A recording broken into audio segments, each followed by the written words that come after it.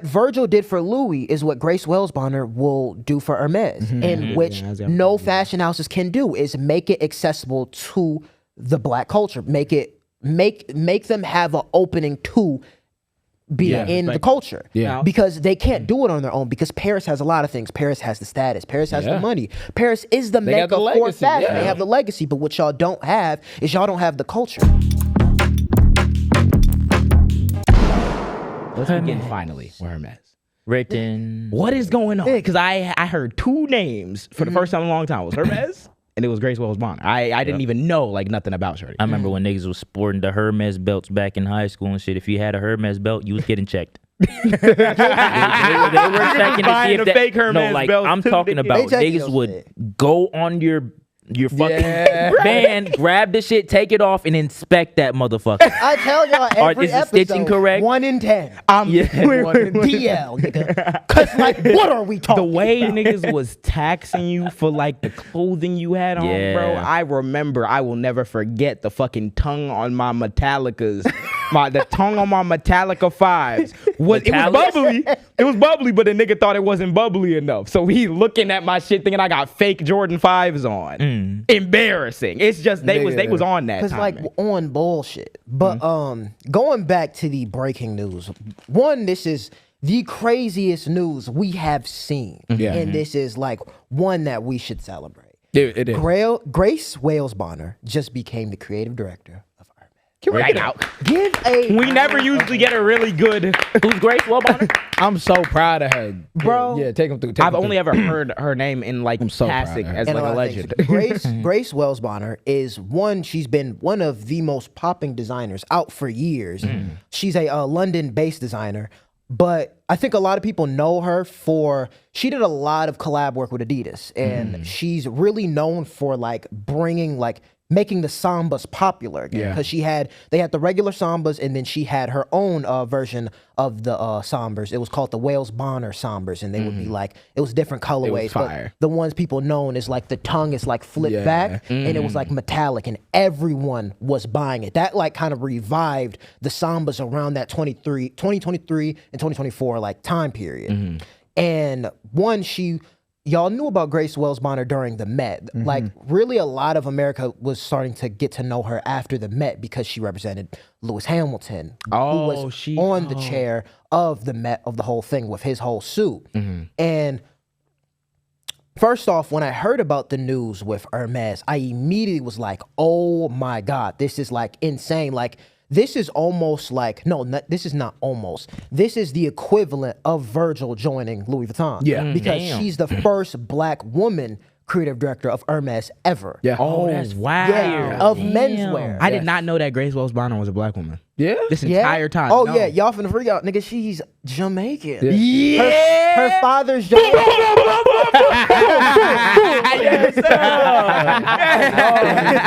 Fire. That's so cool. I'm so proud of her, bro. So crazy. Oh.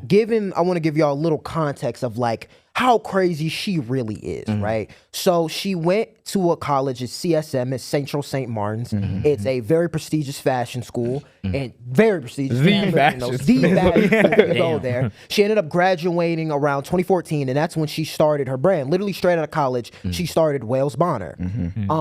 In 2016, I'm sorry, she won the LVMH award, and that's basically for new up and coming designers. What they do is they have you in Louis Vuitton, or not Louis Vuitton, but just at the LVMH holding place, and you basically present like, your first collection. And through that, you'll not only get an opportunity for funding for your brand, but you'll also get the opportunity to mentor someone of their choosing. So she mentored with like crazy designers. She even went to New York to do work around like that era, like 2015, 2016.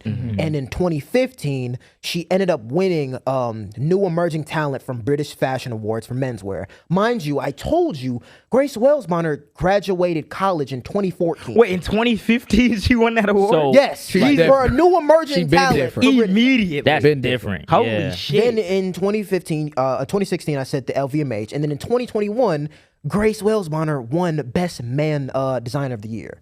So we're seeing this time span of what she's doing. It's insane. And then on top of it, she joined Hermes at 35, which in my opinion is a crazy time span to be in a prestigious I'm about to say, because how long do they that. usually have like creative directors on for? Like, it's usually like multiple years, or the creative director that was recently at Hermes was there for 37 years. Oh shit! Bro, you got to remember, Hermes is one of the oldest houses like it's on the old. planet. You barely even see like Hermes, like in the like. Yeah, it's super prestigious. You don't hear about it, in which I want to connect to that point why it is so important, and it's going to be so beneficial that she's there because like not only like does her talents and everything speak for herself, not only does the time span of what she's done everything in, but I think it's perfect for her in this role because what she's really good and what she's known for is her tailoring. Not only her tailoring, her attention to detail with the garments, her eccentric ideas pushing black masculinity through her experiences kind of growing up.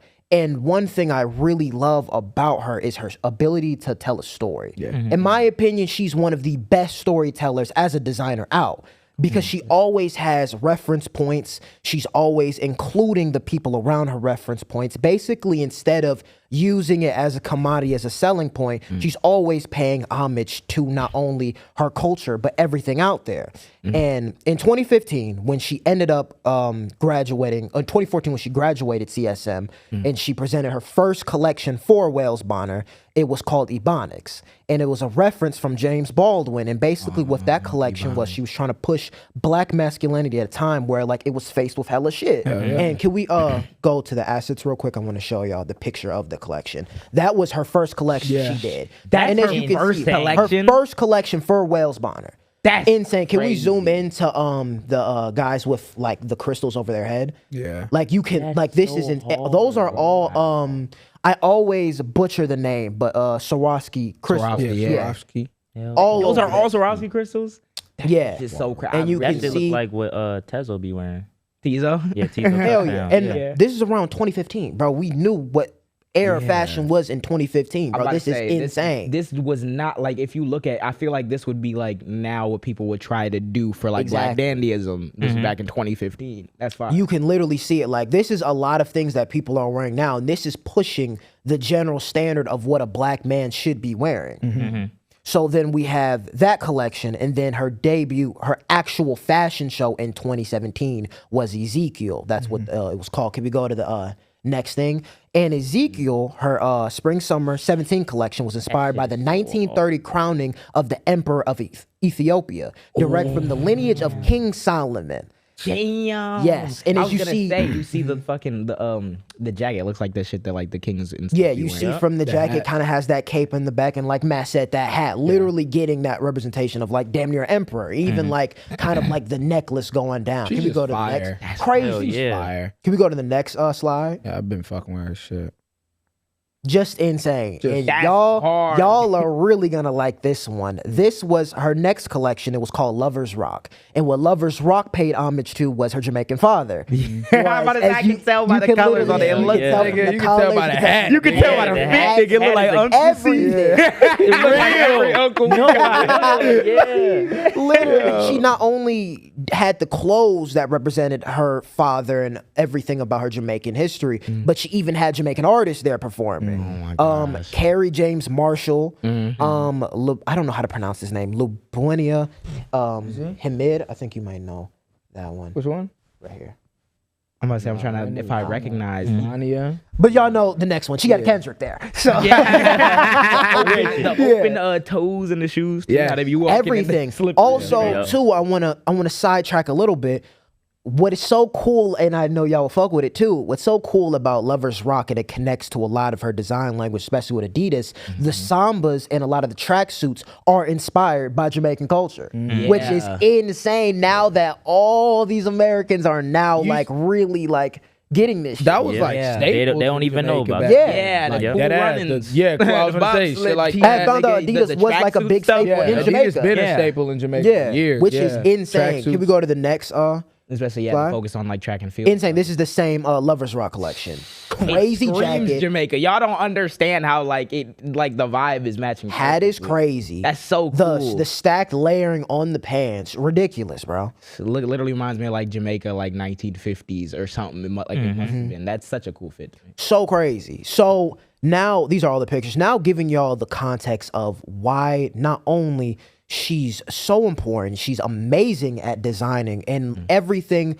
What's so important about her storytelling, I think it's so amazing that she can now go to Hermes and do the exact same thing she was doing for all of her other collections with Hermes. You have the most prestigious house that has, which people expected when Grace Wellsbonner got announced, everyone was like, wait, what the fuck? Because everyone thought it was going to be an inside job. Everyone was like, okay, someone who worked in Hermes previously that's going to be white will get that position, especially like, I was talking about this on the pod like a couple times ago, talking about overall there is no minorities that has been put out in the creative direction role with these big houses because there has been a big switch up in 2025 with just new creative directors. Like you have Matthew going to Chanel, you got all these other things, but you see there was not only there was no woman leads, but there was no black leads in this whole switch and transition. That's when we started talking about Martine Rose and shit exactly. like that. And we brought it up and we were like, okay, can we have that conversation if like, when do y'all want to start putting these people in here?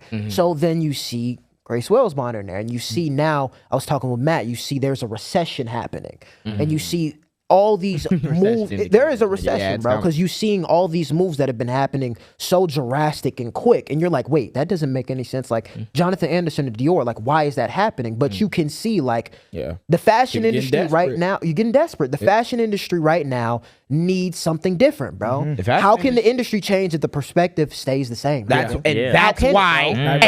why we need DEI. Yes. You niggas have been lied They act as to. if they don't need it. Yes. And then go grab a Grace Wellsbonner for a legacy house. That's what was so intriguing. Exactly. We started talking about Virgil yesterday as well. And I was like, the thing about Virgil is this. Virgil was so special because Virgil understood how to combine the streetwear and the culture with Louis, legacy house, white, old, etc. Right?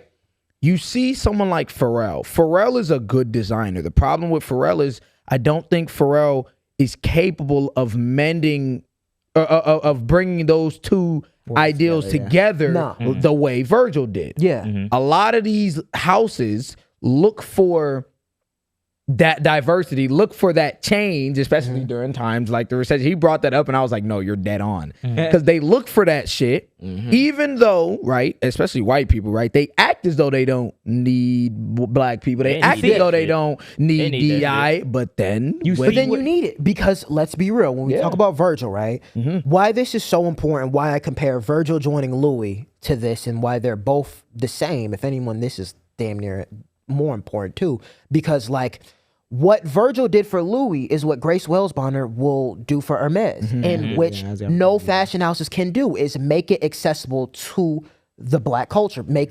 them have an opening to be in the culture.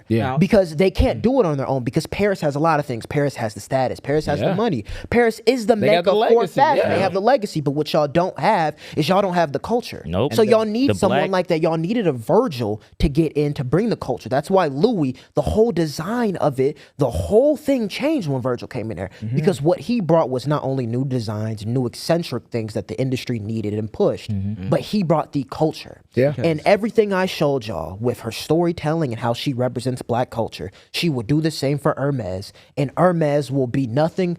Hermes will be the staple and a reflection to the fashion industry, and what that will do now is open more doors up for minorities because now we're in a time, and why this is perfect, we're in a time where it's an attack on minorities. You see what they're trying to do. I was gonna say racism and everything. It's not like we decided it, and niggas never decided it. White people decided to put race in goddamn everything. I was watching a video the other day about how they specifically marketed Pepsi to black people and Coke to like white people, just on some bullshit. Because since the beginning of time, these companies, their game is all right. Let's see how we can get the dollars from each individual communities because you need that when you want to make money. But like, let's not represent and make sure they don't see like any of the benefits from that. Then you get a nigga like Virgil who comes through or you get somebody like Grace Wells Bonner who's coming through. And now you have, it's kind of the same thing that they did even in the military in the fucking 50s.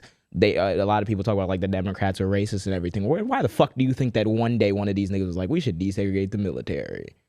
Because it's a strength having everybody in your country Niggas represented in your armed forces, right? So that's exactly the same concept when it comes to like these fashion houses. If you're pulling from artistic styles and fashion styles from like all different backgrounds to make cool shit, you want as many people representing those different backgrounds so they can aid in that process as well. If you keep doing this all white people thing, then you fuck yourself over. And that's why we need DEI, because that's what they did. They did the all white people thing just cause out some bullshit. Niggas gotta realize how powerful, number one, the black dollar is. I was literally going... And the black influence. Yes.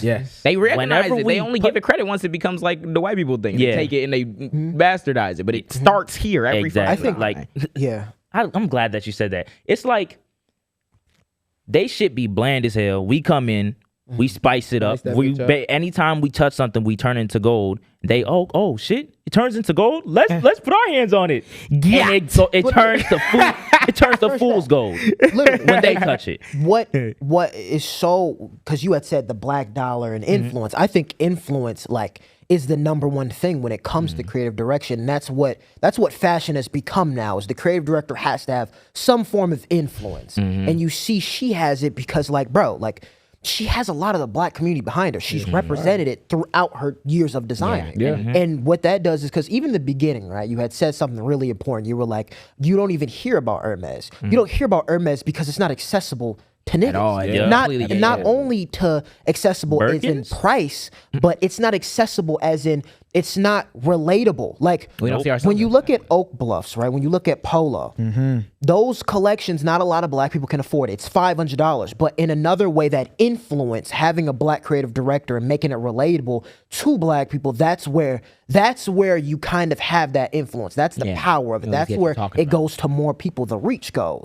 So with this move of Hermes, bro, the limits are like to the sky. And because this just opens up doors for so many more people in the industry. I'm very much excited for it because the theme of kind of representing black culture, representing the black community, and kind of like advocating for the place that obviously we rightfully deserve, that comes with, I always admire people who take on that fight, because that comes with a fight, of course. With a lot. And it's not just, like white fashion houses that'll gatekeep the shit, and it's like just kind of like not like covert, I guess, because you don't overtly hear about like some of the practices. It serves as a reminder, though, whenever you do get those overt reminders of who exactly you're fighting and who exactly these people are who are racist and have that influence that is trying to kind of continuously hold down like the creativity of black people and just progress of black people in general. Thank you for watching this long. If you haven't already, subscribe. What are you doing? What are you doing? What are you doing? You think we just sitting here doing it for nothing? You think you're gonna sit here and not Need do to shit? Like, I know you're not subscribed. Click it. cool.